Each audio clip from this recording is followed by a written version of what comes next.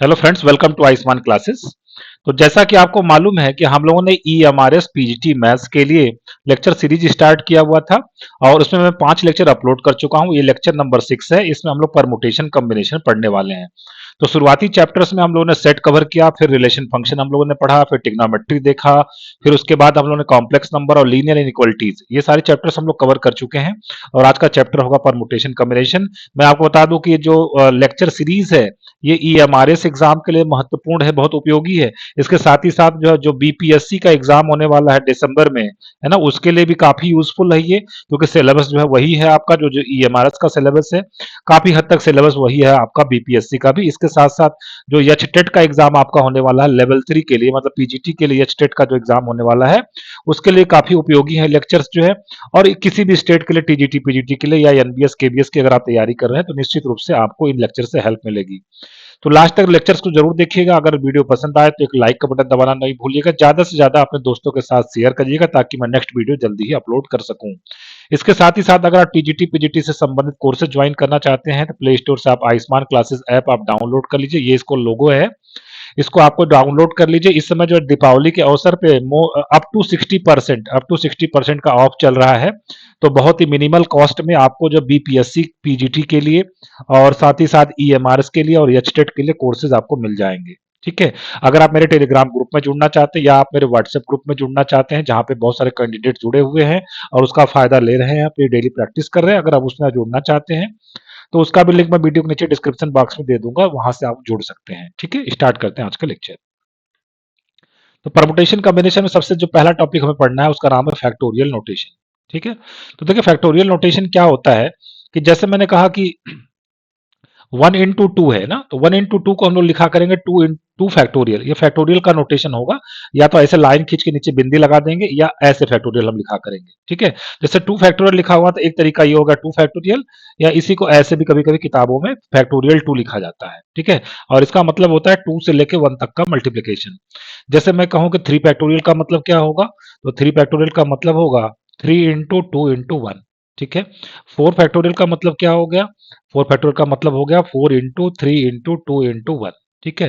तो इस तरीके से हम लोग फैक्टोरियल को डिफाइन करते हैं। ठीक है। तो फैक्टोरियल का मतलब होता है कि अगर नेचुरल नंबर 1 से लेकर कहीं 10 तक नेचुरल नंबर मल्टीप्लाई हैं, बहुत ज्यादा मल्टीप्लिकेशन के नंबर ना लिखना हो तो आप एक सिंबल लगा के बहुत शॉर्ट फॉर्म में उसको आप लिख सकते हैं। ठीक है। इसके बाद अगर हम लोग बात कर ले, जैसे कम से कम 5 फैक्टोरियल तक आपको याद होना चाहिए वैल्यू। जैसे 1 फैक्टोरियल 1 होता है, 2 फैक्टोरियल 2 होता है, ठीक है, 3 फैक्टोरियल 6 होता है, 4 फैक्टोरियल आपका 12 होगा, 5 फैक्टोरियल 120 होगा। कम से कम आपको इतना याद रखना है। इसके साथ साथ देखिए इसमें आप और भी क्या चीजें सीख सकते हैं। जैसे 5 फैक्टोरियल की बात करें तो इसमें से 5 को निकाल दीजिए तो बचेगा कितना, 4 3 2 into 4 into 2 into 1। तो 5 फैक्टोरियल को हम लोग 5 into 4 फैक्टोरियल भी लिख सकते हैं।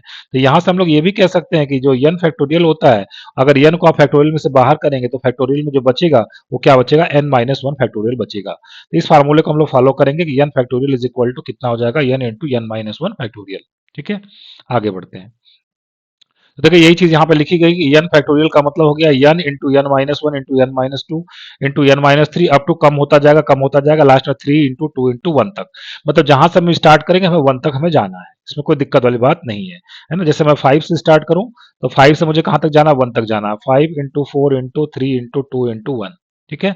जैसे मैंने कहा कि n-1 फैक्टोरियल लिखा हुआ है, और अगर आप n-1 को फैक्टोरियल से बाहर करना चाहते हैं बाहर कर दीजिए। अब की बार सॉरी, इसको बाहर कर दीजिए और अब आपका फैक्टोरियल में कितना बचेगा, n-2 फैक्टोरियल बचेगा। ठीक है। तो फैक्टोरियल में से जो भी नंबर अगर आप निकाल देंगे तो उसके बाद जो फैक्टोरियल में उससे एक छोटा नंबर फैक्टोरियल में लिखा जाता है। ठीक है। जैसे 10 फैक्टोरियल है तो मैं 10 को बाहर निकाल दूं तो फैक्टोरियल में क्या बचेगा, 9 फैक्टोरियल बचेगा। ठीक है। तो इस चीज को आपको ध्यान में रखना है। इसके साथ ही साथ देखिए, अगर मैं जो n फैक्टोरियल होता है, अभी आपने कहा कि n फैक्टोरियल किसके बराबर होता है, n इंटू n-1 फैक्टोरियल के बराबर होता है। अब इसमें मैं अगर n is equal to 1 put कर दूं, put n is equal to 1, तो लेफ्ट में क्या हो जाएगा आपके पास, ये 1 फैक्टोरियल, और राइट हैंड साइड में n की वैल्यू कितनी 1 और यहाँ पे 1 माइनस 1 कितना हो जाएगा 0 फैक्टोरियल। तो यहाँ से 0 फैक्टोरियल किसके बराबर हो जाएगा 1 फैक्टोरियल और डिवाइडेड बाई 1 1 फैक्टोरियल 1 होता है 1 बाई 1 इज इक्वल टू 0।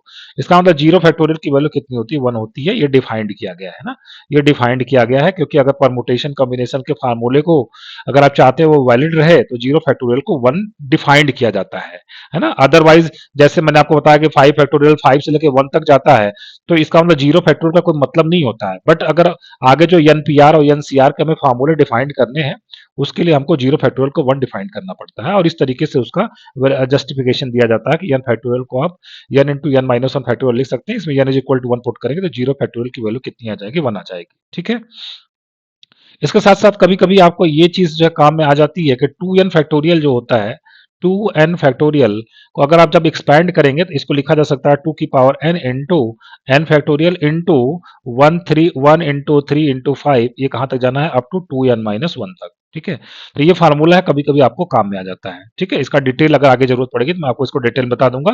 करना कुछ नहीं है, 2n फैक्टोरियल का आप ओपन कर दीजिए और टू टू कितने टाइम्स उसमें कॉमन आ जाएगा n टाइम्स कॉमन आ जाएगा और जो बचेंगे 1 into 3 into 1 into 2 into 3 into n इसको अलग कर लीजिए और बाकी जो नंबर बचेगा 1 इंटू 3 इंटू 5 ऑड नंबर उसको आप अलग कर लीजिए। ठीक है, आगे बढ़ते हैं। अब देखिए मेन बात यहाँ से स्टार्ट होती है परमुटेशन कॉम्बिनेशन की, fundamental principle of counting. Actual में जो परमुटेशन कॉम्बिनेशन चैप्टर बनाया गया है बेसिकली वो काउंटिंग के लिए ही बनाया गया है। ठीक है, तो उसमें आपको पढ़ना है सबसे पहले मल्टीप्लिकेशन रूल। मल्टीप्लिकेशन रूल क्या होता है सबसे पहले मैं आपको पढ़ के बता देता हूँ।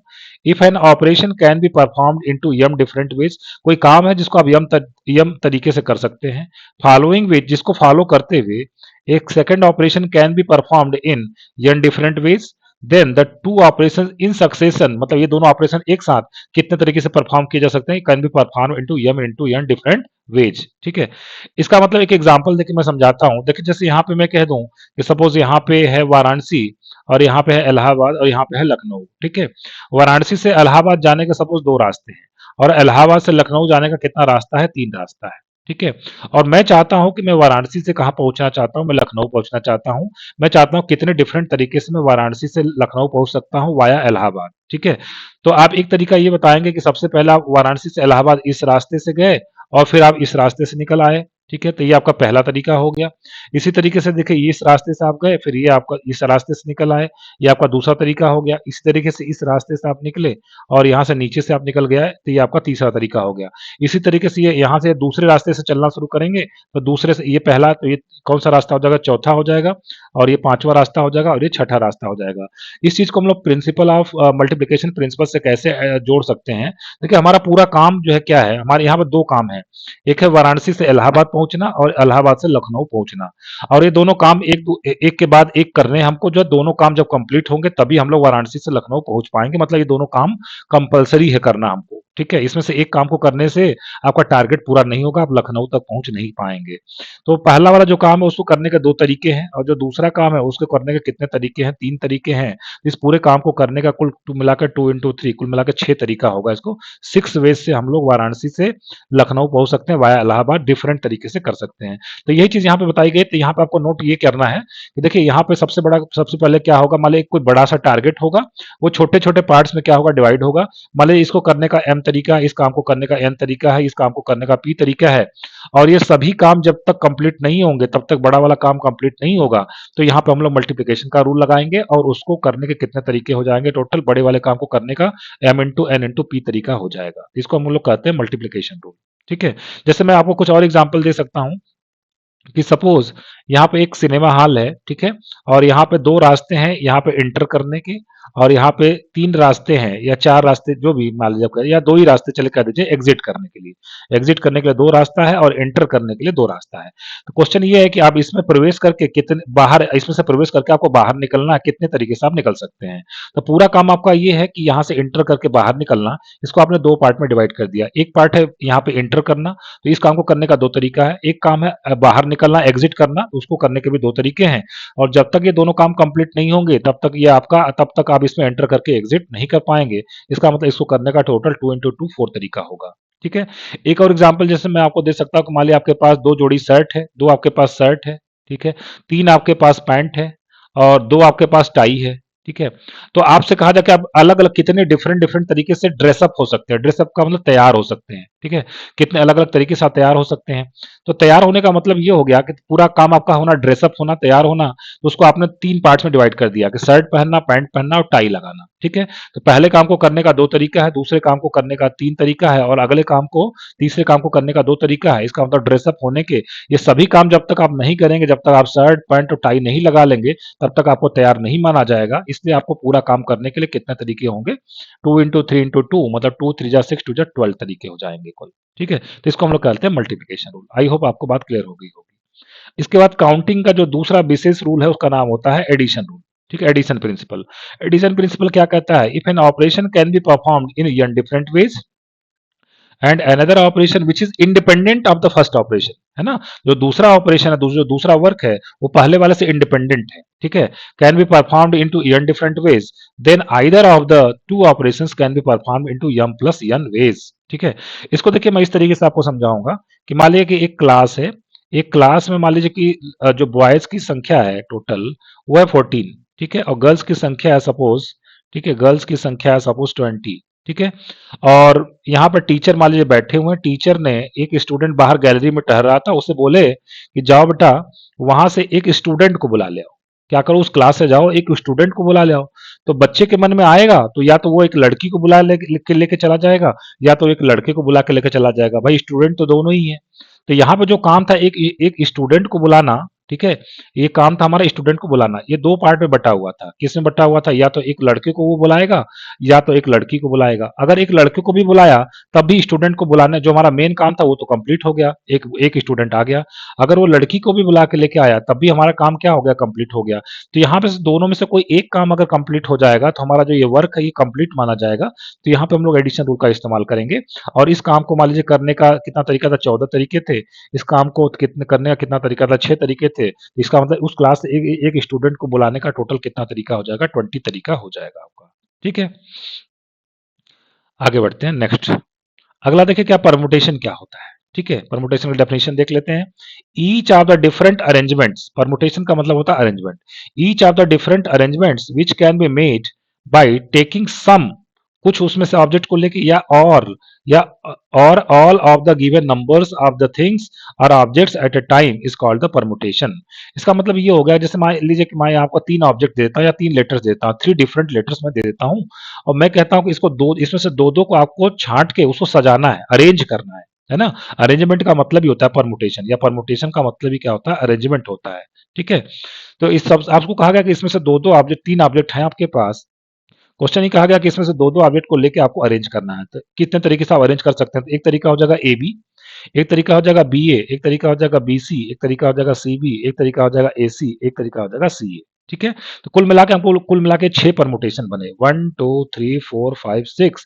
इस कॉन्सेप्ट को हमने ये लिखते हैं कि 3 डिफरेंट ऑब्जेक्ट थे आपसे, आपके पास, उसमें से आपने दो ऑब्जेक्ट्स को लेके कितने परमुटेशन आपने बनाया, 6 परमुटेशन बनाया। सिंबल में हम लिखेंगे 3p2 इज इक्वल टू 6। इसका मतलब हो गया कि number of permutations of 3 different objects taken two at a time is equal to 6, ठीक है। 3 डिफरेंट ऑब्जेक्ट में से दो डिफरेंट ऑब्जेक्ट्स को लेकर टोटल कितने परमुटेशन बनाए जा सकते हैं, 6 परमुटेशन बनाए जा सकते हैं। कोई अगर आपसे कह दे कि नहीं, सभी को आपको लेकर परमुटेशन बनाना है, तीन ऑब्जेक्ट हैं, तीनों को एक साथ लेके आप कितने अलग अलग तरीके से इसको अरेंज कर सकते हैं, तो एक तरीका क्या हो जाएगा, ए को फिक्स कर दीजिए ए बी सी, फिर कितना हो जाएगा ए सी बी, फिर बी से स्टार्ट करें बी सी ए, फिर कितना हो जाएगा बी ए सी, फिर सी को फिक्स करिए सी ए बी, और कितना हो जाएगा सी बी सी। कुल मिलाकर कितने बने, 1 2 3 4 5 6। यहाँ पे भी 6 बने। इस कॉन्सेप्ट को मैं लिखूंगा 3p3 इज इक्वल टू 6। इसको पढ़ेंगे कैसे, number of permutations of 3 different objects taking all at a time is equal to 6, ठीक है। तो इसको हम लोग परमुटेशन बोलते हैं। Permutation of things means arrangement of things, ठीक है। The word arrangement is used if order of things is taken into the account. अगर अगर उसका ऑर्डर, अगर देखिए ध्यान से, परमुटेशन में हम लोग ऑर्डर का बहुत इंपॉर्टेंस होता है, ऑर्डर को हम लोग ध्यान में रखते हैं। Thus if order of different things changes then their arrangement also changes. अगर आप ऑर्डर चेंज कर देते हैं तो निश्चित रूप से परमुटेशन क्या हो जाएगा, बदल जाएगा। मतलब जैसे मैं कहूं कि ए बी एक परमुटेशन है, तो बी ए आपका क्या हो जाएगा, दूसरा परमुटेशन हो जाएगा। इसको हम लोग दो अलग अलग परमुटेशन बोलते हैं, ठीक है। तो यहाँ पे इस चीज को आपको ध्यान रखना है, परमुटेशन में ऑर्डर का इंपॉर्टेंस होता है, और आगे चल के हम लोग कॉम्बिनेशन की बात करेंगे तो उसमें ऑर्डर का कोई इंपॉर्टेंस नहीं होता है, ठीक है। आगे बढ़ते हैं, नोटेशंस को देखते हैं। Let r and n be the positive integers. मान लीजिए आर और एन पॉजिटिव इंटीजर्स हैं, where r is greater than or equal to 1 and less than or equal to n. ठीक है, then the number of permutations of n different object taking r at a time is denoted by nPr. मैंने अभी आपको बताया था कि अगर an different objects हैं, उसमें से आर ऑब्जेक्ट्स को आपको एक साथ लेकर परमुटेशन बनाने हैं, तो कितने तरीके से आप बना सकते हैं। एनपीआर मतलब सिंबल में क्या लिखेंगे, एनपीआर, और इसके लिए जो फार्मूला आता है वो क्या आता है, n factorial upon n minus r factorial होता है। ठीक है, तो n P r is equal to n factorial upon n minus r factorial होता है। ठीक है, आगे देखिए हमारा सेकंड नंबर का फार्मूला क्या है। Number of permutations of n different object taking all at a time is equal to n P n, and n P n की वैल्यू कितनी आती है, एन फैक्टोरियल आती है। इसको कहना बहुत आसान है कि मान लीजिए आपके पास एन ऑब्जेक्ट हैं, सभी को एक साथ लेकर आपको परमुटेशन बनाने हैं। इसका मतलब आर की वैल्यू आपको कितनी रखनी है, एन रखनी है। इस फार्मूले में रखेंगे तो एन फैक्टोरियल अपॉन नीचे कितना आ जाएगा, एन माइनस एन फैक्टोरियल, और एन माइनस एन फैक्टोरियल का मतलब कितना होता है, जीरो फैक्टोरियल, और जीरो फैक्टोरियल को हम लोगों ने कितना डिफाइन किया था, 1। इसका मतलब एन पी एन के लिए जो फार्मूला आ जाएगा वो कितना आ जाएगा, एन फैक्टोरियल आ जाएगा। ठीक है, n P n is equal to कितना हो जाता है, एन फैक्टोरियल हो जाता है। तीसरा जो फार्मूला ये बहुत इंपॉर्टेंट है, क्योंकि देखिए जो अभी तक हम लोग बात कर रहे थे उसमें सब जो एन ऑब्जेक्ट्स हम लोग ले रहे थे वो सभी के सभी क्या था, डिफरेंट थे, डिस्टिंक्ट थे। अब की बार ये कहा जा रहा है कि the number of permutations of n things taken all at a time out of which p are alike and are of one type, q are alike and are of second type, and rest are different is given by n factorial upon p factorial q factorial। इसका मतलब ये हो गया कि मान लीजिए कि जैसे आपको दे दिया जाए कि बुक जो वर्ड है इसमें कौन कौन से लेटर्स इस्तेमाल हुए हैं, बी ओ ओ के। कोई कहे कि आपको इसको सभी को एक साथ लेके आपको अरेंज करना है, मतलब कितने परमुटेशन आप बना सकते हैं। तो यहाँ पे आप देखेंगे तो यहाँ पे सभी के सभी ऑब्जेक्ट डिस्टिंक्ट नहीं है। इसमें से जो ओ आया है ना वो 2 बार आया हुआ है। तो यहाँ पे अगर इसको कहा जाए कि सभी को एक साथ लेके आप अरेंज करिए, मतलब कितने परमुटेशन आप बना सकते हैं, तो यहाँ पे आप ये वाला फार्मूला आप नहीं इस्तेमाल करेंगे, एन पी आर वाला ये फार्मूला आप नहीं इस्तेमाल करेंगे, बल्कि यहाँ पे ये फार्मूला इस्तेमाल करेंगे। टोटल गिन लेंगे कितने हैं, 1 2 3 4। यहाँ पे 4 ऑब्जेक्ट हैं तो ऊपर लिखेंगे हम 4 फैक्टोरियल, और नीचे जो ऑब्जेक्ट रिपीट किया हुआ उसके फैक्टोरियल से हम लोग डिवाइड कर देते हैं। जैसे यहाँ पे ओ 2 बार रिपीट किया हुआ तो इसका 2 फैक्टोरियल से हम लोग डिवाइड कर देंगे। जैसे मैं एक और एग्जांपल दे दूं, मान लिया कि जैसे बी बी बी बी मान लिया C D E D D मान लिया ऐसे कर देते हैं। मान लीजिए कोई कहे कि ये जो 5 जो जो लेटर्स आपको दिए गए हैं इससे आप कितने परमुटेशन बना सकते हैं, सबको एक साथ लेना है आपको। तो टोटल कितने हैं, 1 2 3 4 5, तो टोटल कितने हो गए, 5 फैक्टोरियल। अब जो लेटर रिपीट किया हुआ जितनी बार उतने फैक्टोरियल से हम लोग नीचे डिवाइड कर देते हैं। बी 2 बार रिपीट किया हुआ तो 2 फैक्टोरियल से डिवाइड कर देंगे, डी 2 बार रिपीट किया हुआ तो 2 फैक्टोरियल से डिवाइड कर देंगे। तो इतने हमारे क्या बनेंगे, परमुटेशन बनेंगे। तो ये फार्मूला हम लोग तब इस्तेमाल करते हैं जब कुछ ऑब्जेक्ट हमारे क्या होते हैं, रिपीटिंग होते हैं। ठीक है, आगे बढ़ते हैं। सर्कुलर परमुटेशन क्या होता है। मान लिया कि अभी तक तो हम लोग सभी चीजों को लाइन में अरेंज कर रहे थे, लाइन में लगा रहे थे। ठीक है, अब की बार मान लिया कि सर्कल पे आपसे कह दिया जाए कि सर्कल पे एन ऑब्जेक्ट्स को आपको क्या करना है, अरेंज करना है। सर्कल पे आपको मान लीजिए एक एग्जांपल देता हूं, जैसे 1 2 3 4 मान लीजिए 4 लोगों को आपको सर्कल पे अरेंज करना है, तो टोटल कितने तरीके से अरेंज कर सकते हैं। तो इसका तरीका ये होता है कि जैसे मैं 4 लोगों को अरेंज करना है, किसी एक को आप फिक्स कर दीजिए। मान लीजिए इसको मैं इस प्लेस को मैं क्या कर देता हूँ, फिक्स कर देता हूँ, इसमें 1 को बैठा देता हूँ। अब आपके पास 2 3 4 मतलब 3 लोगों को अरेंज करना हुआ है, तो 3 लोगों को आप कैसे अरेंज कर सकते हैं, 3 फैक्टोरियल तरीके से आप अरेंज कर सकते हैं। मतलब लीनियर परमुटेशन की बात करें तो हम लोग कितने तरीके से इसको अरेंज कर सकते हैं, 3 फैक्टोरियल तरीके से अरेंज कर सकते हैं। कुल मिला के आपको बहुत ज्यादा कंफ्यूज होने की जरूरत नहीं है। देखिए सिंपल सा एक फार्मूला है, number of circular permutations of n distinct objects is given by n minus 1 factorial. अगर लाइन में n ऑब्जेक्ट्स को अरेंज करना होता, अगर लाइन में n ऑब्जेक्ट्स को अरेंज करना होता तो हम लोग कितने तरीके से अरेंज कर पाते, n फैक्टोरियल तरीके से अरेंज कर पाते। बट ध्यान ये रखिएगा जब इसको आपको कहाँ पे अरेंज करना होगा, जब इसको आपको सर्कल पे अरेंज करना होगा तो हम लोग इसको कितने तरीके से अरेंज कर पाएंगे, n माइनस 1 फैक्टोरियल तरीके से अरेंज कर पाएंगे। ठीक है, number of circular permutations of n different things, ध्यान रखिएगा ये जो थिंग्स वो कैसे डिफरेंट हैं, तो कितने तरीके से हम लोग अरेंज कर पाएंगे, n माइनस 1 फैक्टोरियल तरीके से अरेंज कर पाएंगे। अब आगे बात करते हैं, जैसे number of circular permutations of n distinct things when clockwise and anti clockwise arrangements are not different when observations can be made from both the sides is given by n minus 1 upon 2 factorial. इसका इस्तेमाल देखिए हम लोग कब करते हैं, जैसे एक मोती की माला बनानी है। ठीक है, एक मोती की माला बनानी है, तो मोती की माला जब बनानी होगी मतलब आप एंटी क्लॉकवाइज और क्लॉकवाइज दोनों तरीके से आप माले को उठा कर देखेंगे तो आपको एक जैसा दिखेगा, क्योंकि मोती का माला सभी मोती एक जैसे हैं आपको। तो यहाँ पे मान लीजिए कि n मोतियों की एक माला बनानी है आपको, तो कितने तरीके से आप बना सकते हैं, तो इसमें n माइनस 1 अपॉन 2 फैक्टोरियल, यहाँ पे n माइनस 1 फैक्टोरियल अपॉन 2 यहाँ पे बढ़ जाता है। ऊपर जो है चूंकि ऑब्जेक्ट डिफरेंट थे ठीक, जैसे आदमियों को मान लो बैठाना है, एक सर्कल है उस पे 5 आदमियों को बैठाना है, तो फार्मूला क्या लगाएंगे आप, n माइनस वन फैक्टोरियल लगाएंगे।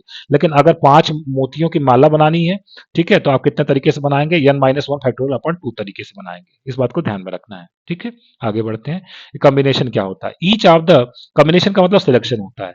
Each of the different groups are selections which can be made by taking some or all number of things irrespective of their order is called the combination। यहाँ पे order का कोई importance नहीं होता है। जैसे मैं कहूँ आपसे कि ए बी सी मतलब 3 डिस्टिंक्ट ऑब्जेक्ट्स हैं, दो दो को आपको सेलेक्ट करना है, छांटना है। तो आप कैसे छाटेंगे, एक छाटेंगे, एक ए बी को आपने छाट लिया, फिर बी सी को आपने छाट लिया, और फिर आपने ए सी को छाट लिया। अब कोई कहे कि नहीं सर मैंने बी ए, ये बी ए बी को तो छाटा, इस तरीके से भी छाट सकते हैं, नहीं, ये दोनों एक ही सिलेक्शन है। तो सिलेक्शन में ऑर्डर का इंपॉर्टेंस नहीं होता है, परमुटेशन में ऑर्डर का इंपॉर्टेंस होता है। ए बी और बी ए ये दोनों क्या है, अलग अलग हमारे परमुटेशन है, बट कॉम्बिनेशन की बात करें तो दोनों के दोनों कॉम्बिनेशन क्या है, ये सेम है। यहाँ पे इसको 2 ना काउंट करके बल्कि कितना काउंट करेंगे, 1 काउंट करेंगे। ठीक है, आगे बढ़ते हैं। इंपॉर्टेंट पॉइंट्स क्या है देखिए यहाँ पे, combination of things means selection of things. Obviously in selection of things order of things has no importance. यही चीज मैंने आपको बताया, यहाँ पे ऑर्डर का कोई इंपॉर्टेंस नहीं होता है। जैसे आपने ए बी लिख दिया तो अब बी ए लिखने की जरूरत नहीं, दोनों के दोनों सेम कॉम्बिनेशन है आपके। बट परमुटेशन की अगर बात करें तो ए बी अलग परमुटेशन होता है, बी ए अलग परमुटेशन होता है। दस with the change of the order of the things selection of the things does not change. ठीक है, ऑर्डर बदलने से उनके सिलेक्शन पे कोई इफेक्ट नहीं पड़ता, वो एक ही सिलेक्शन माने जाते हैं। और जैसे आपके पास मान लीजिए कि n डिफरेंट ऑब्जेक्ट्स हैं, उसमें से r ऑब्जेक्ट्स को आपको क्या करना है, सेलेक्ट करना है। तो इसको हम लोग सिंबल में कैसे लिखते हैं, एनसीआर, और एनसीआर का फार्मूला होता है n factorial upon r factorial into n minus r factorial, इसका फार्मूला होता है। ठीक है, n C r is equal to n factorial upon r factorial और n माइनस r फैक्टोरियल। और एन पी आर के लिए मैंने फार्मूला क्या बताया था आपको, एन पी आर का फार्मूला था n factorial upon n minus r factorial. ठीक है, तो ये दोनों में थोड़ा सा अंतर ये होता है कि नीचे यहाँ पे आर फैक्टोरियल बढ़ जाता है, इस चीज को आपको विशेष ध्यान रखना है। आगे मैं इसका शॉर्टकट तरीका भी बताऊंगा कि कैसे चीजों को शॉर्टली आप जो कैलकुलेट कर सकते हैं। ठीक है, चलिए आगे देखिए कुछ की रिजल्ट्स है। पहला रिजल्ट ये है कि एन सी आर और n C n minus r दोनों बराबर होते हैं। एन सी आर, पहला फार्मूला कि n C r is equal to n C n minus r, है ना, इसको आप आसानी से प्रूव कर सकते हैं। अब देखिए इस्तेमाल कैसे करेंगे वो मैं आपको बता देता हूँ। जैसे आपको मान लीजिए कि 5C3 की वैल्यू निकालनी है, तो यहाँ पे 5C3 को मैं 5C2 भी लिख सकता हूँ। देखिए फार्मूले से मिलाइए, एन की वैल्यू कितनी है, 5 है, आर की वैल्यू कितनी यहाँ पे 3 है, तो यहाँ पे इसको मैं कैसे लिख सकता हूँ, एन को तो 5 लिख दिया, और नीचे एन माइनस आर लिखना है, 5 में से 3 को सब्ट्रैक्ट कर दिया, 2 आ जाएगा। तो 5C3 और 5C2 की वैल्यू क्या आती है, सेम आती है। इस बात को आपको ध्यान रखना है। कहाँ पे लगाते हैं हम लोग, जैसे मान लिया कि कोई कहता है कि 51C49 निकालना, अभी बहुत बड़ा नंबर है, इसको थोड़ा छोटा करना है, तो इसको हम कैसे लिख सकते हैं, 51C2 लिख सकते हैं। 51 में से 49 को माइनस करके आप यहाँ पे नीचे लिख दीजिए, तो वहां पे हम लोग इसको इस्तेमाल करते हैं। अगला हमारा फार्मूला देखिए क्या कि n C zero, next formula कि एन सी जीरो और एन सी एन, ये दोनों की वैल्यू कितनी आती है, 1 आती है। एन सी जीरो और एन सी एन कितने आते हैं, 1 आते हैं। ठीक है, आप इसको आसानी से प्रूव कर सकते हैं। जो फार्मूला मैंने बताया था आपको, n C r is equal to n factorial upon r factorial n minus r factorial, तो वहां से फार्मूला लगा के आप इसको आसानी से प्रूव कर सकते हैं। अगला देखिए हमारा फार्मूला क्या है कि अगर n C x n C y के बराबर है, तो यहाँ से हम लोगों को ये कंक्लूजन निकाल सकते हैं कि या तो ये नीचे ऊपर वाली चीज जब बराबर है, या तो ये नीचे वाली चीज क्या होगी, बराबर होगी, either x is equal to y होगा, या नीचे का जो जोड़ होगा आर एक्स प्लस वाई किसके बराबर आता है, एन के बराबर आता है। तो ये फार्मूला हमारा है। चौथा नंबर का फार्मूला कि n C r minus one plus n C r, ये किसके बराबर होता है, n plus one C r के बराबर होता है। कहने का मतलब ये हो गया कि अगर ये ऊपर वाले नंबर सेम है और नीचे वाले नंबर कॉन्जिक्यूटिव है, तो आपको इसका आंसर क्या लिखना है, ऊपर वाले नंबर में एक बढ़ा देना है, और नीचे वाले में जो बड़ा नंबर है आर माइनस वन और आर में जो बड़ा नंबर है उसको हमको लिखना है। इसका इस्तेमाल हम लोग कैसे करेंगे, जैसे आपसे कह दिया जाए कि 19C2 और 19 प्लस 19C3, इसका आंसर आपको बिना कैलकुलेट किए हुए लिखना है। तो देखिए ऊपर वाली चीज सेम है और नीचे वाले नंबर कॉन्जिक्यूटिव हैं, तो आपको क्या करना है, ऊपर एक बढ़ा देना है, और नीचे जो 2 और 3 में बड़ा कौन 3 है, तो नीचे होगा 3 हो गया। तो 19C2 और 19C3 को जब ऐड करेंगे तो उसका आंसर कितना मिल जाएगा, 20C3 उसका आंसर मिल जाएगा। ठीक है, चलिए आगे बढ़ते हैं नेक्स्ट क्वेश्चन की तरफ।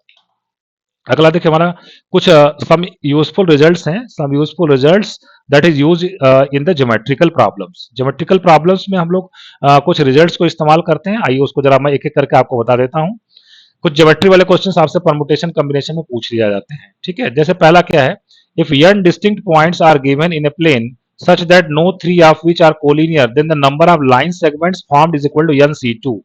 ये कह रहे हैं कि अगर आपके पास यहाँ पे टोटल n नंबर्स एक प्लेन में मान लीजिए दिए गए हैं, उसमें से कोई भी 2 नंबर कोई भी दो पॉइंट्स आपके, कोई भी 3 पॉइंट्स कोलिनियर नहीं है, कोई भी 3 पॉइंट्स कोलिनियर नहीं है, तो आपसे कोई कहे कि इससे कितने लाइन सेगमेंट बना सकते हैं, तो आपका फार्मूला, आपका आंसर आएगा EN/C2 लाइन्स आप इससे बना सकते हैं। ठीक है? जैसे एक क्वेश्चन मैं बता दूं कि मान लीजिए कि कुल 5 पॉइंट हैं आपके पास, 1 2 3 4 5, कोई कहे आपसे कितने लाइन सेगमेंट बना सकते हैं, तो लाइन सेगमेंट हमेशा 2 पॉइंट को चूज करने से लाइन सेगमेंट बनता है। लाइन सेगमेंट किसी भी 2 पॉइंट को आप जितने तरीके से सेलेक्ट कर पाएंगे, उतने आपका क्या बन जाएगा, लाइन बन जाएंगे। मतलब क्वेश्चन आपका ये हो गया कि 5 आपके पास पॉइंट है, उसमें से 2 पॉइंट को कितने तरीके से आप सेलेक्ट कर सकते हैं। तो आप कितने तरीके से सेलेक्ट कर पाएंगे, 5C2 तरीके से। और 5C2 को सॉल्व करने का तरीका, अब देखिए एनसीआर को सॉल्व करने का मैं एक शॉर्टकट तरीका आपको बता देता हूँ। ठीक है? तरीका क्या होगा, जैसे 5C2 को सॉल्व करना है, तो आप यहाँ पे एक तो फार्मूले से आप कर सकते हैं, n factorial upon r factorial और n माइनस r फैक्टोरियल, उससे कर सकते हैं। दूसरा तरीका ये हो गया, जैसे 5/2 आप लिखिए, फिर ऊपर एक कम करिए, कितना आ जाएगा 4, नीचे एक कम करिए, कितना आ गया 1। जब नीचे 1 आ जाएगा तो हमारा प्रोसेस क्या हो जाएगा, स्टॉप हो जाएगा। इसको आप सॉल्व कर लीजिए, 2 2 जा 4, 5 2 जा 10। इसका मतलब 5C2 की वैल्यू कितनी आएगी, 10 आएगी। कुछ और कैलकुलेट करके मैं दिखा देता हूँ। जैसे 5C3 कोई कहे आपसे सॉल्व करिए, तो एक तो तरीका है आप ये फार्मूले से सॉल्व कर लीजिए। दूसरा शॉर्टकट तरीका क्या होता है कि पहले आप लिखे 5/3, ठीक, एक कम कर दीजिए, ऊपर से 4 हो गया, नीचे से एक कम करिए 2 हो गया, अभी 1 तो आया नहीं नीचे, तो अब इसको और आगे बढ़ाइए, 4 से एक कम किया, कितना आ गया 3, नीचे 2 से एक कम किया, कितना आ गया 1। अब इसको सॉल्व कर लीजिए, 3 3 से कट जाएगा, 2 2 से कट जाएगा, 5 2 जा कितना होगा 10। इसका भी आंसर कितना आ जाएगा, 10 आ जाएगा। तो इस तरीके से हम लोग NCR को सॉल्व कर सकते हैं। और NPR कोई कहे आपसे, जैसे कोई कहे आपसे 5P2 सॉल्व करिए, तो एक तो तरीका है कि NPR वाला फार्मूला आप लगा दीजिए। NPR का फार्मूला क्या होता है, n factorial upon n minus r factorial. एक तो ये आप इससे लगा सकते हैं। दूसरा तरीका ये होता है, शॉर्टकट तरीका, कि 5 को आप 2 बार डिक्रीजिंग ऑर्डर में लिख के मल्टीप्लाई कर दीजिए। मतलब यहाँ पे 5 लिखेंगे, उससे एक नंबर 4 आ गया कम, और इसको मल्टीप्लाई कर दीजिए, आपका आंसर आ जाएगा। 5P2 कितना हो जाएगा, 20 हो जाएगा। कोई आपसे कहे कि 6P3 निकालिए, इसका मतलब 6 को 3 बार डिक्रीजिंग ऑर्डर में लिखना है, तो क्या लिखेंगे, 6 इंटू 5 इंटू 4 लिखेंगे, और ये कितना आ जाएगा, 120 आ जाएगा। तो इस तरीके से एनपीआर और एनसीआर को शॉर्टकट तरीके से हम लोग सॉल्व कर सकते हैं। तो अगर आपको एक प्लेन में n पॉइंट्स आपको दिए गए हैं, कोई भी 3 इसमें से कोलिनियर नहीं है, तो पूछा जाए आपसे कितने लाइन सेगमेंट बना सकते हैं, तो NC2 लाइन सेगमेंट आप इसमें से बना सकते हैं। दूसरा हमारा फार्मूला क्या है, number of diagonals in A n sided closed polygon. Closed polygon का मतलब ये हो गया, जैसे मैं कहता हूँ एक क्वाड्रिलेटरल है, इसमें कितने डायगोनल बना सकते हैं, तो आपका आंसर आएगा 2 डायगोनल बना सकते हैं। इस तो अभी तो ये 4 था, तो आप इसको गिन लिए। मान लो कोई कहते हैं 100 साइडेड पॉलीगन है आपका, उसमें कितने डायगोनल बना सकते हैं, तो उसके लिए फार्मूला आप क्या लगाएंगे, NC2 माइनस n, उसके लिए फार्मूला होता है कि NC2 माइनस n डायगोनल्स बनाए जा सकते हैं। बहुत इंपॉर्टेंट फार्मूला, इससे कई बार क्वेश्चन पूछा गया है, इसको आपको ध्यान में रखना है। इसको अगर आप ओपन करेंगे तो जानते हैं, थोड़ा सा अगर सॉल्व करते तो कितना आ जाता है, ये आ जाता है n minus 3/2 number of diagonals in a polygon having n side is equal to n minus 3/2। इसको आप याद रखिएगा, बहुत ही आसान है, बहुत ही सिंपल है, बट मैं प्रूफ में नहीं जा रहा हूं, सिर्फ मैं आपको फार्मूला बता दे रहा हूं। इसी तरीके से कहा जा रहा है, अगर n side n distinct points are given in a plane such that no 3 of which are collinear, उसमें से कोई 3 कोलिनियर नहीं है, तो उसमें से कितने ट्रायंगल बना सकते हैं, तो NC3 ट्रायंगल्स आप बना सकते हैं। भाई n पॉइंट में से ट्रायंगल कैसे बनेगा, ट्रायंगल तो किसी भी 3 पॉइंट को चूज करने से बनता है। तो अगर आपके पास n पॉइंट है, तो उसमें से 3 पॉइंट जितने तरीके से आप सेलेक्ट कर पाएंगे, उतने क्या बन जाते हैं, ट्रायंगल बन जा सकते हैं। इसका मतलब अगर एक प्लेन में n पॉइंट्स दिए हों, उसमें से कोई भी 3 कोलिनियर ना हो, तो कितने ट्रायंगल बनाए जा सकते हैं, NC3 ट्रायंगल्स बनाए जा सकते हैं। ठीक है? चौथा क्या है, देखिए, n distinct points are given on the circumference of a circle. Circle के सर्कमफेरेंस में मान लीजिए n पॉइंट दिए गए हैं, तो कितने स्ट्रेट लाइन बना सकते हैं, NC2। भाई स्ट्रेट लाइन कैसे बनता है, किसी भी 2 पॉइंट को सेलेक्ट करके आप लाइन बना सकते हैं। कितने ट्रायंगल बनाए जा सकते हैं, ट्रायंगल कब बनता है, जब आप 3 पॉइंट को सेलेक्ट करते हैं तो ट्रायंगल बनता है। तो n पॉइंट में से 3 पॉइंट सेलेक्ट करने का कितना तरीका होता है, NC3 तरीका होता है। इसी तरीके से कोई कहते हैं कि कितने क्वाड्रिलेटरल बना सकते हैं, तो NC4 क्वाड्रिलेटरल्स आप बना सकते हैं। तो ये तो रहा आपका थियरी वाला पार्ट। आइए अब हम लोग क्वेश्चन की तरफ बढ़ते हैं। पहला क्वेश्चन है कि अगर 9p5 plus 5 into 9p4 is equal to 10pr, तो what is the value of r। तो देखिए, इसको सॉल्व करने का तरीका क्या होगा, मैंने आपको फार्मूला बताया था कि NPR इज इक्वल टू क्या होता है, n factorial upon n minus r factorial. चलिए ये लगाते हैं हम लोग, तो यहाँ से कितना हो जाएगा, 9 फैक्टोरियल अपॉन 9 माइनस 5 कितना हो गया, 4 फैक्टोरियल। यहाँ कितना हो जाएगा, 5 इंटू 9p4 मतलब 9 फैक्टोरियल, 9 माइनस 4 कितना हो जाएगा, 5 फैक्टोरियल, इज इक्वल टू इधर कितना हो जाएगा, 10 factorial upon 10 minus r factorial. ठीक है? 10 माइनस आर फैक्टोरियल। ओके, अब देखिए आगे हम लोग इसको फर्दर कैसे प्रोसीड करेंगे। तो देखिए 9 फैक्टोरियल है ना, तो ये 9 फैक्टोरियल है, 9 फैक्टोरियल है, इसमें से मैं 10 को बाहर निकाल दूं तो यहाँ पे भी 9 फैक्टोरियल बन जाएगा, ठीक बात है। तो चलिए फिर से एक बार लिख लेता हूँ, 9 factorial upon 4 factorial plus 5 into 9 factorial, और यहाँ पे जो 5 फैक्टोरियल है उसको मैं लिख देता हूँ 5 इंटू 4 फैक्टोरियल, ठीक है। और इधर जो 10 को बाहर कर देता हूँ तो यहाँ कितना बचेगा 9 फैक्टोरियल अपॉन कितना बचेगा 10 माइनस आर फैक्टोरियल, ठीक। देखिए ये 9 फैक्टोरियल 9 फैक्टोरियल 9 फैक्टोरियल कट गया, ठीक है, कोई दिक्कत नहीं। अच्छा ये 5 5 से कट जाएगा। अब यहाँ पे क्या बचा, अब यहाँ पे बचा 1 upon 4 factorial plus 1 upon 4 factorial, और इधर कितना आपके पास बचा 10 upon 10 minus r factorial. 4 factorial कितना होता है, 4 3 जा 12 2 जा 24, तो 1/24 1/24 मतलब 1/12, और इधर कितना होगा 10 अपॉन 10 माइनस आर फैक्टोरियल, ठीक है। क्रॉस मल्टीप्लाई कर देते हैं, तो 10 minus r factorial is equal to, cross multiply करेंगे तो 12 10 जा कितना होगा 120, और 120 का हम लोग क्या लिखते हैं 5 फैक्टोरियल, तो दोनों को कंपेयर करवा दें तो 10 माइनस आर की वैल्यू कितनी हो गई 5 हो जाएगी, r is equal to 10 minus 5, हमारा आंसर कितना आ जाएगा 5 आ जाएगा। इस तरीके से सी ऑप्शन हमारा क्या हो जाएगा करेक्ट हो जाएगा, ठीक है। आगे बढ़ते हैं। In how many ways the letters of the word balloon can be arranged so that two L do not come together? तो जो दो L है वो एक साथ नहीं आना चाहिए। जब भी क्वेश्चन ये कहते कि कोई भी दो लेटर एक साथ ना आए, कोई भी दो तीन लेटर एक साथ ना आ जाए, तो उसको तो गिनना बड़ा कठिन होता है। तो उसका आसान तरीका ये होता है कि टोटल कितने आप इसमें से how many veg the letters of the word, कितने आप इसमें से टोटल वर्ड्स बना सकते हैं, टोटल वर्ड्स निकाल लीजिए, ठीक है। और उसमें से माइनस कर दीजिए किसमें, उन उन वर्ड्स को माइनस कर दीजिए जिसमें दो यल एक साथ आए हों, है ना। 2L come together, number of words in which 2L come together, 2L come together. देखिए अगर टोटल में से मैं उन सारे वर्ड्स को निकाल दूं जिसमें दोनों यल एक साथ आए हों, तो जो हमारा आंसर बचेगा वही हमारा क्या होगा, उसमें दोनों यल एक साथ नहीं आए होंगे। अब अच्छा टोटल कितने बना सकते हैं, पहले आप गिनिए, बैलून को आप गिनिए, BALLLOON, इसके टोटल कितने परमुटेशन बना सकते हैं। देखिए यहाँ पर रिपीटेशन है, ठीक है ना, ध्यान रखना रिपीटेशन है। गिन लीजिए 1 2 3 4 5 6 7 है, तो 7 है तो 7 फैक्टोरियल हो गया। कौन कौन सी चीज रिपीट की हुई, यल दो बार आया हुआ है 2 फैक्टोरियल से डिवाइड करेंगे, वो दो बार आया हुआ है फिर से 2 फैक्टोरियल से डिवाइड करेंगे, तो इतने टोटल वर्ड्स बनेंगे। तो 7 factorial upon 2 factorial into 2 factorial. अब कह रहा है कि वो इसमें से वर्ड्स को आप निकाल दीजिए या उन परमुटेशंस को निकाल दीजिए जिसमें से दो यल एक साथ आए हों। देखिए इसका तरीका ये होता है कि इसको दोनों यल को आप एक रस्सी लगा के बांध दीजिए, इसको आप एक मान लीजिए, मतलब इनको एक रस्सी, इसको बोलते हैं स्ट्रिंग मेथड, रस्सी विधि बोलते हैं इस सवाल को लगाने को, बोलते हैं स्ट्रिंग मेथड।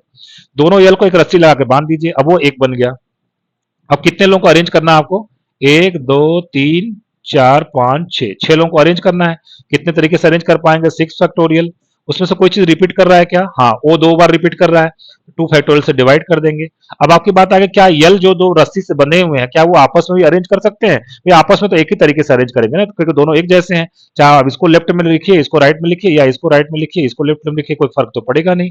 तो बस ये अगर दोनों यल को आपने रस्सी लगा दिया तो कुल मिला के 7 से संख्या घट के 6 हो गई। तो 6 लोगों को 6 फैक्टोरियल तरीके से अरेंज कर सकते हैं, जिसमें से ओ दो बार आया, 2 फैक्टोरियल से मैंने डिवाइड कर दिया। इसको सॉल्व कर लेना, यही आपका आंसर आएगा। तो देखिए कैसे सॉल्व करेंगे इसमें से, 6 फैक्टोरियल में कॉमन ले लेता हूँ, 2 फैक्टोरियल भी कॉमन ले लेता हूँ, ठीक। यहाँ ब्रैकेट में क्या बचेगा हमारे पास, ऊपर बचेगा 7 और नीचे बचेगा 2 माइनस यहाँ बचेगा 1, तो 7 माइनस 2 कितना हो गया 5, 5/2, ठीक। और 6 फैक्टोरियल कितना होता है, 5 फैक्टोरियल होता है 120, ये हो जाएगा 720, और नीचे हो जाएगा 2, 2 2 जा 4 से उसको काट दीजिए, तो 4 से काट दें तो कितना हो जाएगा 18 टाइम्स से कटेगा 180 इंटू 5, तो कितना आ जाएगा 900, आंसर आ जाएगा। तो कौन सा ऑप्शन करेक्ट हो जाएगा हमारा, सी ऑप्शन करेक्ट हो जाएगा। आगे बढ़ते हैं नेक्स्ट क्वेश्चन की तरफ। कहा जा रहा 2 girls and 4 boys are to be seated in a row, ठीक है, in such way that the girls do not sit together. अब देखिए जब भी इस तरीके, in how many ways different ways can it be done. पहली बात बैठाने की बात आ रही है, बैठाने का मतलब अरेंजमेंट करना, अरेंजमेंट का मतलब ये हो गया कि क्वेश्चन आपका परमुटेशन से संबंधित है, ठीक है। अब देखिए इसमें एक ट्रिक ये होती है, ये कह रहे हैं कि कोई भी दो गर्ल एक साथ ना बैठे, है ना, such that the girls do not sit together, है ना, girls do not sit together. कोई भी दो लड़कियां भी जो है एक साथ नहीं बैठनी चाहिए। तो अगर लड़कियां एक साथ नहीं बैठाना है, तो जब भी इस तरीके का क्वेश्चन आके जिसको एक साथ नहीं बैठाना है, तो पहले आप लड़कों को बैठा दीजिए, चलिए एक लाइन में लड़कों को बैठा देते हैं। कितने लड़के हैं? 2 गर्ल्स, 4 लड़के हैं, 4 बॉयज हैं। तो 4 बॉयज को बैठा दीजिए। मान लीजिए कि ये हो गया B1, ये हो गया B2, ये हो गया B3, ये हो गया B4। ये 4 प्लेसेस पे आप लड़कों को बैठा दीजिए, है ना। उन बॉयज को इन 4 प्लेसेस पे आप बैठा दीजिए, ठीक है। तो ये बताइए 4 लोगों को लाइन में अरेंज करने का कितना तरीका हो जाएगा? 4 फैक्टोरियल, कोई दिक्कत वाली बात नहीं। अब इनके बीच आप जगह तलाशे कि इनके बीच में जगह कहाँ कहाँ है। एक यहाँ जगह है, एक यहाँ जगह। जगह का मतलब वहां पे मैं लड़कियों को बैठा दूं तो लड़कियां एक साथ नहीं आएंगी। एक जगह यहाँ ए 1 2 3 4 और ये 5। अगर ये 5 जगहों पे मैं कहीं भी 2 जगह 2 लड़कियों को बैठा दूं तो लड़कियां एक साथ नहीं आएंगी। तो इसका मतलब ये हो गया कि 5 प्लेसेस पे 2 लोगों को आपको क्या करना है? अरेंज करना है। इस काम को आप कितने तरीके से कर सकते हैं? 5P2 तरीके से आप अरेंज कर सकते हैं। मतलब 5 प्लेसेस में से कोई 2 प्लेसेस पे आप लड़कियों को क्या कर दीजिए? अरेंज कर दीजिए। इस काम को आप लोग कितने तरीके से कर सकते हैं? 5P2 तरीके से कर सकते हैं। अब बात आ गई कि देखिए लड़कों को भी बैठाना है, लड़कियों को भी बैठाना है। इसका मतलब ये दोनों काम करना है, तो हम लोग मल्टीप्लिकेशन रूल लगाएंगे यहाँ पे। तो अब इसको आप सॉल्व कर दीजिए, यही आपका आंसर हो जाएगा। 4 फैक्टोरियल का मतलब 24। और 5P2 को सॉल्व करने का तरीका 5 को 2 बार डिक्रीजिंग ऑर्डर में लिख दीजिए। तो ये कितना आ जाएगा? 5 4 जा 20, यहाँ पर 24। तो कितना आ जाएगा? 480 आ जाएगा, ठीक है। 480 आ गया। इसका मतलब ए ऑप्शन वाला क्या हो जाएगा? करेक्ट हो जाएगा। आगे बढ़ते हैं। कहा जा रहा है, एक committee is required to answer 7 question. एक कमिटी को 7 क्वेश्चन का जवाब देना है, ठीक है। 7 questions. A committee is required to answer 7 questions out of 12 question, ठीक है। हमारे पास टोटल क्वेश्चन कितने अवेलेबल है? 12 क्वेश्चंस अवेलेबल है, ठीक है। Which are divided into 2 sections each containing 6 question. 12 question जैसे खंड ख मतलब सेक्शन ए सेक्शन बी में बटे हुए हैं। 6 क्वेश्चन सेक्शन ए में है, 6 क्वेश्चन सेक्शन बी में है। मुझे जवाब 7 का देना है। आगे बढ़ते हैं। He is not allowed to attempt more than 5 questions from each group. किसी भी ग्रुप से 5 क्वेश्चन से ज्यादा जवाब आप नहीं दे सकते हैं और जवाब 7 क्वेश्चन का देना है। मतलब मैक्सिमम आप सेक्शन ए से 5 क्वेश्चन कर सकते हैं या सेक्शन बी से 5 क्वेश्चन मैक्सिमम कर सकते हैं, ठीक है।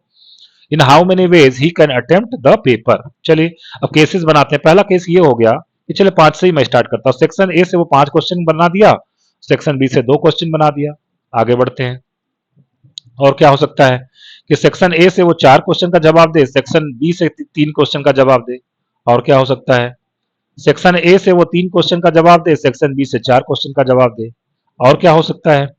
सेक्शन ए से वो 2 क्वेश्चन का जवाब दे और वहां से वो सेक्शन बी से 5 क्वेश्चन का जवाब दे। और कोई तरीका तो होगा नहीं, क्योंकि अगर 1 कर देंगे तो 1 के साथ 6 आ जाएगा। तो एक सेक्शन से ज्यादा 5 क्वेश्चन का जवाब दिया जा सकता है। तो इतने ही तरीके हैं, इतने तरीके से जवाब दिया जा सकता है, ठीक है।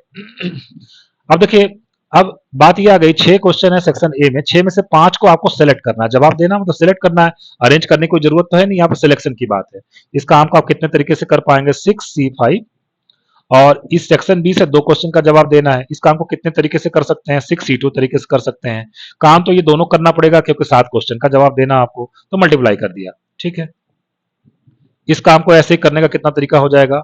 6 में से 4 क्वेश्चन का जवाब देना है और यहाँ पे 6 में से 3 क्वेश्चन का जवाब देना है। इन दोनों को मल्टीप्लाई कर दिया। यहाँ पे 6C3 और कितना हो जाएगा? 6C4 हो जाएगा। और लास्ट वाले में कितना हो जाएगा? 6C2 और कितना हो जाएगा? 6C5 हो जाएगा। अभी सभी यही टोटल तरीका है, मतलब इसको हम लोग क्या करेंगे? बाद में सॉल्व करके क्या करेंगे? ऐड करेंगे। तो चलिए पहले हम लोग सॉल्व कर लेते हैं। तो 6C5 को लिखा जा सकता है 6C1। मैंने फार्मूला आपको बताया था कि NCR और NCN-R दोनों बराबर होते हैं, ठीक है। फार्मूले को आप देख लीजिएगा। तो 6C1 का मतलब 6/1 हो गया, तो इसका आंसर 6 आ गया, ठीक है।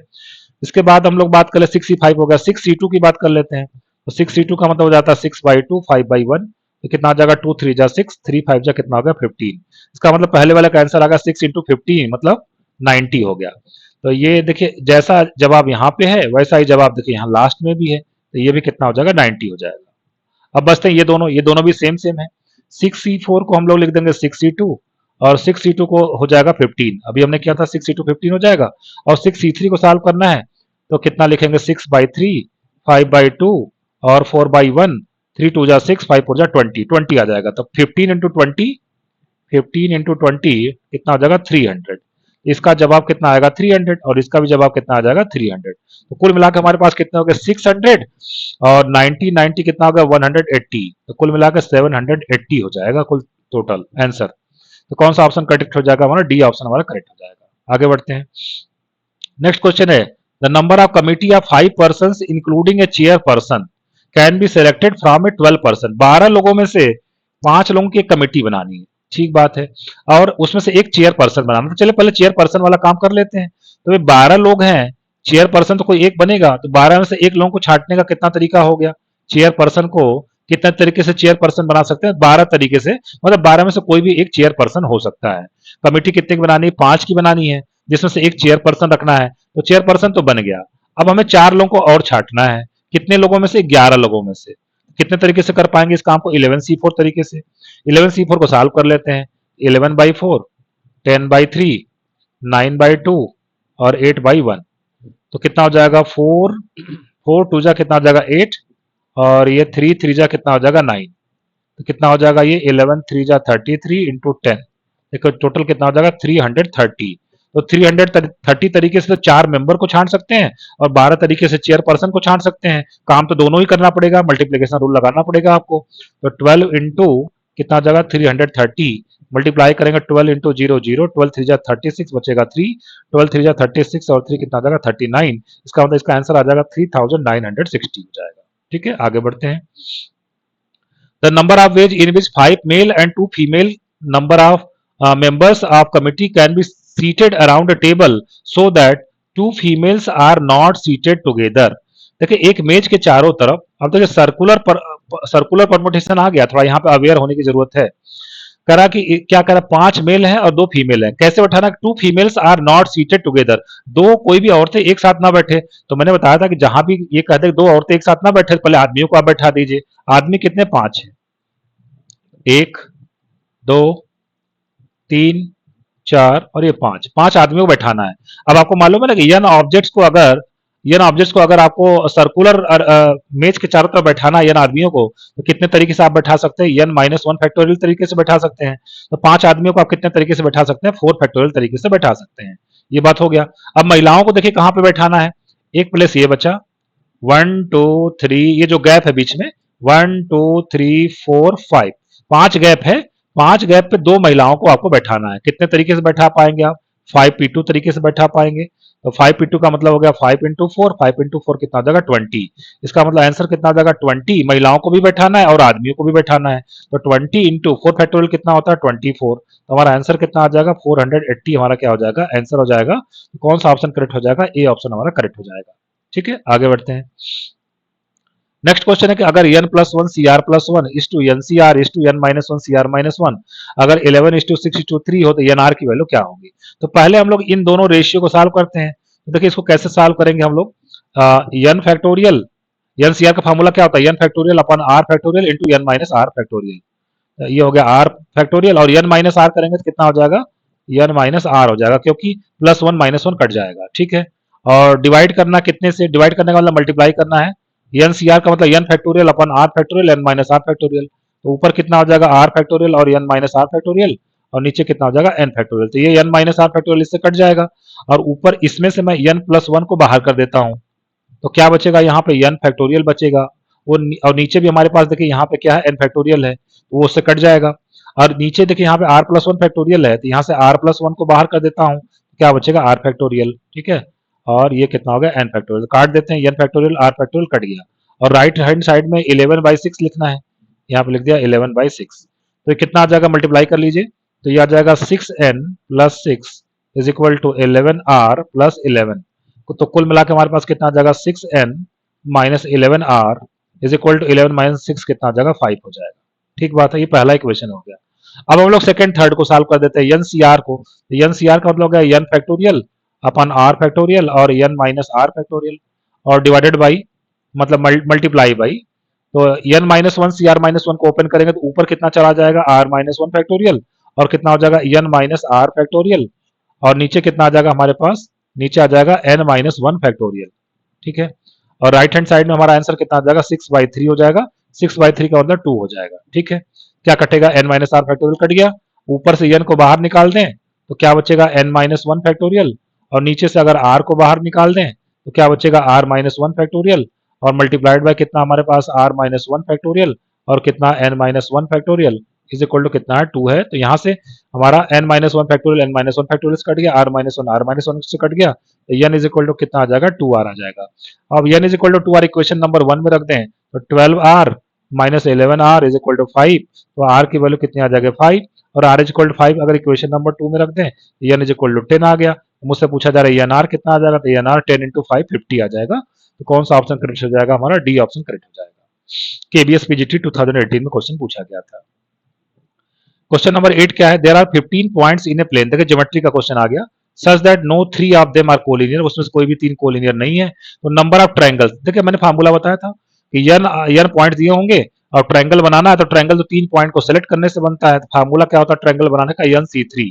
यहाँ पे 15 पॉइंट है, तो आंसर कितना आ जाएगा 15c3, डायरेक्ट फार्मूला क्वेश्चन है। तो आंसर कितना आ जाएगा 15/3 और कितना आ जाएगा 14/2 और कितना आ जाएगा 13/1।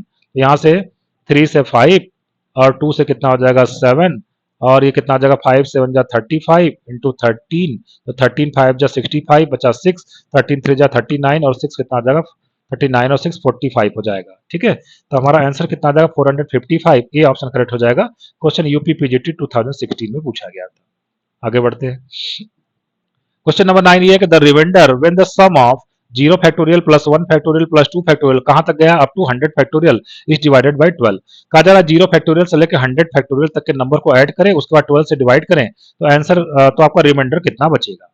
अब देखिए अगर हम लोग बात करें तो जो 4 फैक्टोरियल है वो कितना आता है 12, 5 फैक्टोरियल में को हम लोग क्या लिख सकते हैं 5 इंटू 12, 6 फैक्टोरियल को हम लोग क्या लिख सकते हैं 6 इंटू 5 इंटू 4 फैक्टोरियल 4 फैक्टोरियल 12। तो देखिए 4 से आगे जब हम लोग बढ़ेंगे कहां तक, अप टू 100 तक, तो सभी में मुझे क्या मिलता जाएगा 12 मिलता जाएगा। ठीक है, इसका मतलब कि ये सभी नंबर 12 से क्या है डिविजिबल है।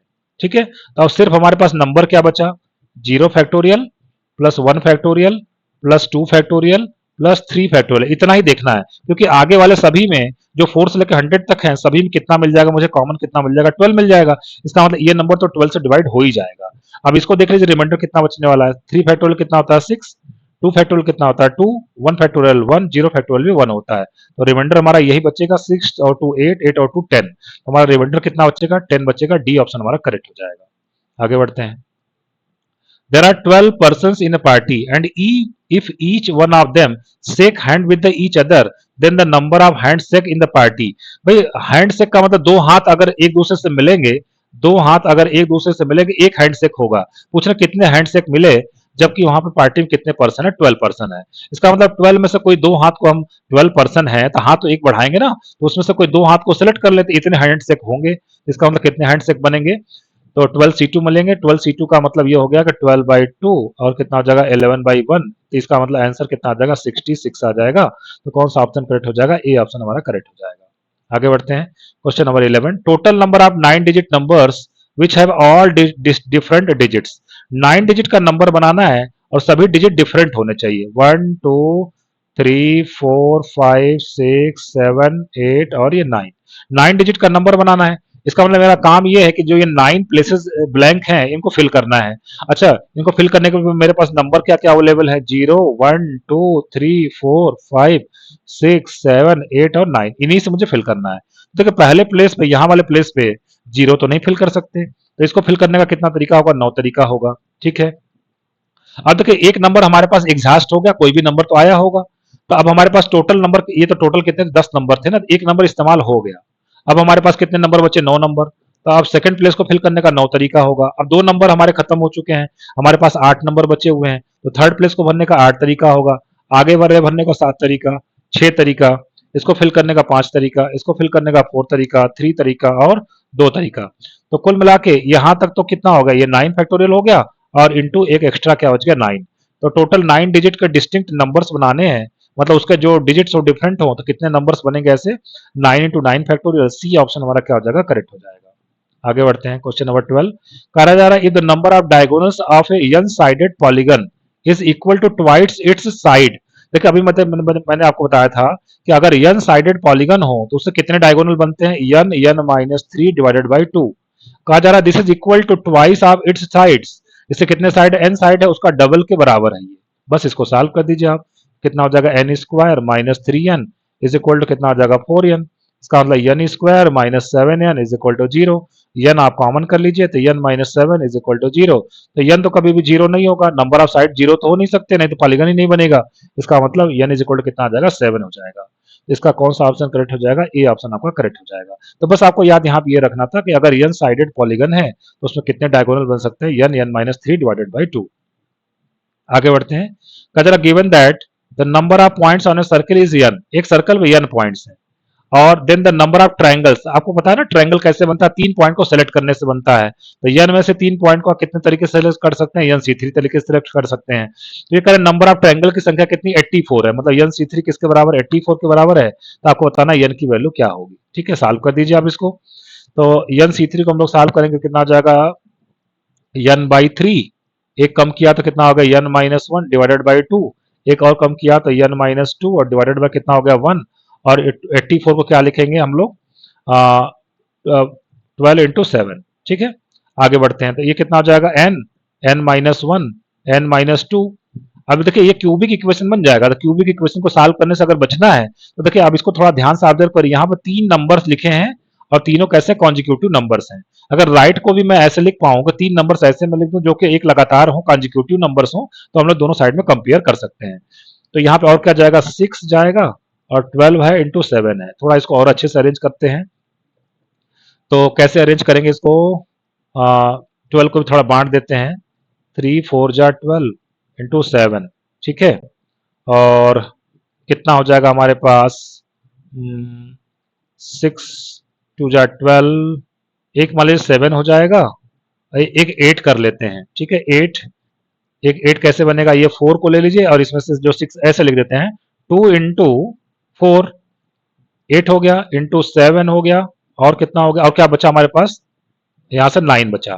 ठीक, मतलब इसको मैं क्या लिखूंगा, यह इधर लिखता हूं, n minus 1 n minus 2 is equal to, इसको मैं लिख दिया 7 इंटू 8 इंटू 9, या ऐसे लिख दीजिए 9 इंटू 8 इंटू 7। तो देखिए यहाँ पे भी तो है n, फिर एक कम एक कम, यहाँ पे 9 और उससे एक कम 8, उससे एक कम 7, इसका मतलब n की वैल्यू कितनी है, 9 है। ठीक है, कौन सा ऑप्शन करेक्ट हो जाएगा आपका, सी ऑप्शन आपका करेक्ट हो जाएगा। अदरवाइज आप क्यूबिक इक्वेशन को सॉल्व करें, अदरवाइज आप आंसर से भी चेक कर सकते हैं। ठीक है, ऑप्शन से भी चेक कर सकते हैं। बढ़ते हैं नेक्स्ट क्वेश्चन की तरफ, क्वेश्चन नंबर 14 का, जरा स्कॉलर शब्द के अक्षरों से कितने भिन्न भिन्न शब्द बनाए जा सकते हैं। देखिए जब अक्षरों से कोई शब्द बनाना है, शब्द बनाने का मतलब उसको अरेंज करना, अरेंज करने का मतलब मुझे परमुटेशंस निकालने हैं। ठीक है, परमुटेशन का क्वेश्चन है। जबकि प्रत्येक शब्द में पहला अक्षर यस हो और अंतिम अक्षर आर हो। तो भाई स्कॉलर में कितने अक्षर हैं टोटल, 1 2 3 4 5 6 7, 7 अक्षर हैं, मतलब 7 प्लेसेस बना लेता हूँ, 1 2 3 4 5 6 और 7। ये कह रहे पहला अक्षर तो फिक्स हो गया यस, और अंतिम अक्षर भी फिक्स हो गया आर। इसका मतलब अब मुझे 1 2 3 4 5, 5 अक्षर को अरेंज करना है, पांचों के पांचों डिफरेंट है, तो 5 ऑब्जेक्ट को अरेंज करने का कितना तरीका होता है, 5 फैक्टोरियल, मतलब n ऑब्जेक्ट को अरेंज करने का कितना तरीका होता है, n फैक्टोरियल। तो 5 ऑब्जेक्ट को अरेंज करने का कितना तरीका हो जाएगा, 5 फैक्टोरियल। इसका मतलब आंसर कितना आ जाएगा, 120 आ जाएगा, बी ऑप्शन हमारा करेक्ट हो जाएगा। बढ़ते हैं आज के लास्ट क्वेश्चन की तरफ। क्वेश्चन है कि एनपीआर अगर 120 इंटू एनसीआर के बराबर हो तो आपको बताना ये आर की वैल्यू क्या होगी।